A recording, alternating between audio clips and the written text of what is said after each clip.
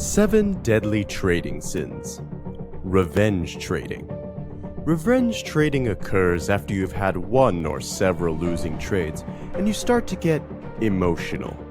You want to make back the money you just lost, so you start forcing trades on subpar setups and end up even more red on the day.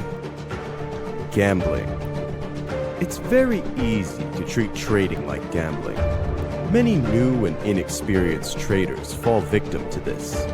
The only way you can make money in the stock market is by trading a proven system with an edge. Doing anything other than this will result in you losing all of your money. Emotional attachment. Emotional attachment in trading will prevent you from making rational decisions. Emotional attachment to stocks causes you to not buy and sell at the right times.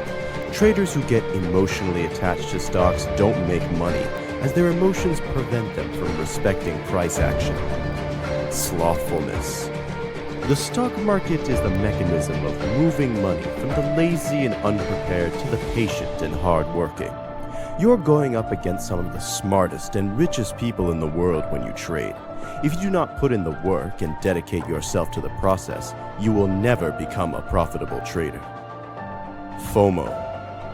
There is nothing worse than missing a 20% move in a stock that was on the top of your watch list. This causes traders to chase and buy way too high, or hastily jump in the next stock that moves with the expectation that it will make a monster move. Don't get emotional about missing out. There are always multiple opportunities in the markets every week. Fear. Scared money does not make money in the stock market. Fear manifests itself in many different forms in trading. You cannot let the fear of losing money deter you from making a trade. You cannot let the fear of a winner turning into a loser cause you to take profits too soon. Decrease your size to the point where you are not afraid to lose the money you are risking. Ego. You cannot let your ego get in the way of taking a loss.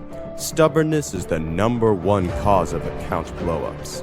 You have to put your ego aside when you participate in the stock market. No one wins 100% of the time, and losing trades are inevitable.